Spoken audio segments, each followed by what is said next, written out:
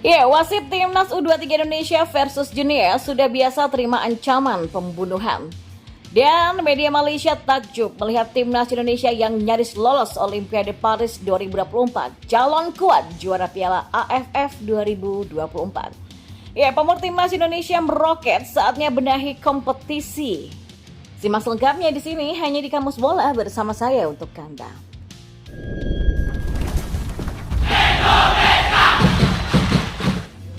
Ya, wasit playoff Olimpiade Paris 2024 antara timnas U23 Indonesia dan Junior ternyata sudah biasa menerima ancaman pembunuhan akibat cara kerjanya yang merugikan. Francois Lectexier ditunjuk menjadi wasit laga di lapangan INF Clairefontaine and Yvelines, Prancis pada Kamis sore waktu setempat kemarin. Ya, FIFA memutuskan pertandingan untuk memperebutkan tiket terakhir ke Olimpiade Paris 2024 itu digelar secara tertutup, tapi ternyata tetap banyak penontonnya. Sekitar 500 orang hadir di tribun penonton, termasuk Presiden FIFA Gianni Infantino, didampingi oleh Ketua Umum PSSI Erick Thohir dan Presiden Federasi Sepak Bola Guinea, Bouba Sampil. Mantan pelatih timnas Vietnam Philippe Troussier pun ikut menonton langsung di sana. Sesuai dengan kemauan FIFA, nama wasit dan tim barunya diumumkan paling cepat 2 jam sebelum kick-off. Penunjukan Francois Lectexier sebagai wasit utama sebetulnya agak mengagetkan. Pasalnya, dia berasal dari Prancis yang sudah menjadi negara kedua bagi hampir seluruh pemain dunia. Oleh karena itulah tidak heran ketika kepemimpinannya condong merugikan timnas U23 Indonesia. Wasit berusia 35 tahun kelahiran BD Prancis ini menghukum Garuda Muda dengan tendangan penalti karena menganggap Witan menjatuhkan lawan di kotak penalti. Keputusan wasit itu menyulut protes Shin Taeyong tapi dijawab dengan kartu kuning. Pada menit ke-73, Lectexier kembali menghadiahkan penalti kepada Guinea karena menilai Alfiandra Dewangga menjatuhkan lawan di kotak penalti. Padahal dalam tayangan ulang sangat jelas terlihat bahwa bek timnas U23 Indonesia itu menendang bola. Situasi itu semakin menyulut emosi Shin Taeyong dan berteriak keras untuk memprotes keputusan wasit. Pelatih asal Korea Selatan itu pun menuntut Lectexier fair dan mengecek ulang apa yang sesungguhnya terjadi, misalnya lewat VAR. Namun VAR tak ada dan Shin Taeyong kembali dihukum kartu kuning kedua yang berlangsung menjadi kartu merah.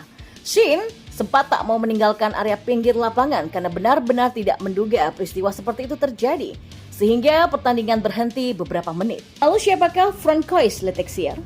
Ya, dia sudah menjadi wasit FIFA sejak tahun 2017 dan dinilai sebagai wasit berkategori elit UEFA. Lectexier memulai karir di Liga kedua Prancis pada tahun 2015. Pada 23 Januari 2016 dia naik kelas ke Liga pertama saat memimpin laga Montpellier versus Caen. Dia memimpin laga internasional senior pertamanya pada 23 Maret 2018 antara Bulgaria dan Bosnia-Herzegovina. Ya, pada 20 Agustus 2022, Lectexier menjadi kontroversial saat memimpin laga leg kedua antara Saint-Etienne dan Le Havre. Dia mengeluarkan 4 kartu merah, 3 di antaranya kepada pemain Saint-Etienne dan 1 terhadap staf klub tersebut. Hanya berselang sekitar sebulan, dia kembali menjadi sosok kontroversial ketika memimpin leg pertama antara Nice dan Nantes. Pada menit ke-19, dia tidak menghadiahi penalti ke Nantes ketika bola menyentuh kedua lengan Mattia Vitti. Mendekati akhir laga, dia malah menghadiahi penalti kontroversial kepada Nice ketika bola menyentuh lengan Jean Carles Costelletto. Lectexier menghukum pemain Nantes Kader Bamba dengan kartu merah, termasuk kiper Alban Lafont akibat kartu kuning kedua. Beberapa hari kemudian, Lectexier menerima ancaman pembunuhan lewat media sosial. Lectexier pun sering mendapatkan berbagai ancaman sampai pembunuhan. Kita beralih ke informasi bola selanjutnya. Ya, media Malaysia @OneFootballM takjub melihat timnas Indonesia U23 yang nyaris saja lolos ke Olimpiade Paris 2024. Akun ini mengatakan jika timnas Indonesia tampil full tim di Piala AFF 2024 yang berlangsung pada 23 November sampai 21 Desember 2024, mereka akan keluar sebagai juara. Satu perjuangan luar biasa dari Indonesia meski akhirnya gagal lolos ke Olimpiade, namun perkembangan sepak bola mereka berada di jalur yang positif, tulis akun tersebut. Jika mereka turun dengan full squad di Piala AFF 2024, maka gelar juara sudah dipastikan menjadi milik mereka. Jadi, selamat Garuda Muda, kata @OneFootballM. Ya, pujian yang dilontarkan oleh @OneFootballM memang beralasan. Timnas Indonesia U23 tampil luar biasa di Piala Asia U23 2024 sampai menembus babak 4 besar. Dalam perjalanannya finish keempat di Piala Asia U23, Timnas Indonesia U23 sempat menumbangkan tim-tim kuat seperti Australia U23, Yordania U23, dan Korea Selatan U23. Meski akhirnya kalah dengan skor 0-2 dari Uzbekistan, tumbang 1-2 dari Irak, dan dikandaskan Guinea U23 dengan skor 0-1 di playoff Olimpiade Paris, apresiasi layak diberikan kepada Timnas Indonesia U23. Selanjutnya, mayoritas personel Timnas Indonesia U23 akan memperkuat Timnas Indonesia Senior di laga pemungkas Grup F babak kedua kualifikasi Piala Dunia 2026 zona Asia. Dan sesuai dengan jadwal, Timnas Indonesia akan menjamu Irak pada 6 Juni 2024 dan Filipina pada 11 Juni 2024. Ya, Timnas Indonesia hanya membutuhkan satu kemenangan dari dua laga sisa untuk menyegel tempat di babak ketiga kualifikasi Piala Dunia 2026 zona Asia. Babak ketiga kualifikasi Piala Dunia 2026 zona Asia akan diikuti oleh 18 negara, yang mana tim-tim top Asia ambil bagian di babak ini. Setelah gagal lolos ke Olimpiade Paris 2024, apakah rezeki Indonesia adalah tampil di Piala Dunia 2026? Ya, hal itu bisa saja terrealisasi jika Timnas Indonesia mendapatkan tambahan pemain keturunan yang berkualitas. Sementara itu, pamor citra atau nama baik Timnas Indonesia di pentas dunia kini telah pulih meski gagal meraih tiket ke Olimpiade 2024. Ya, kendati gagal, ini adalah sejarah besar bagi sepak bola Indonesia. Pasalnya, sudah 48 tahun Indonesia tak berada di posisi seperti ini. Terakhir kali Indonesia nyaris ke Olimpiade di tahun 1976.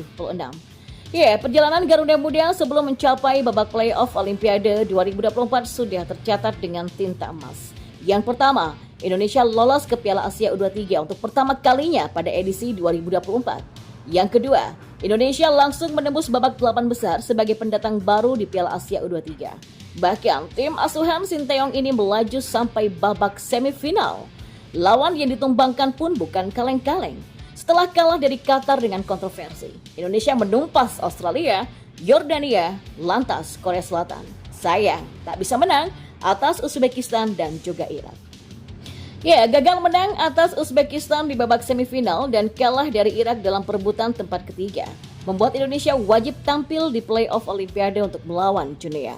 Sebelumnya, tidak ada yang menyangka Indonesia bisa sampai di titik ini.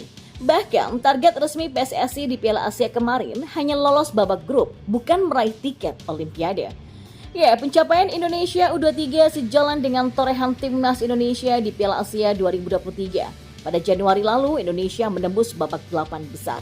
Bisa dibilang, selama 2024 ini wajah buram, suram, dan bikin geram Timnas Indonesia selama 2 dekade terakhir sudah rontok.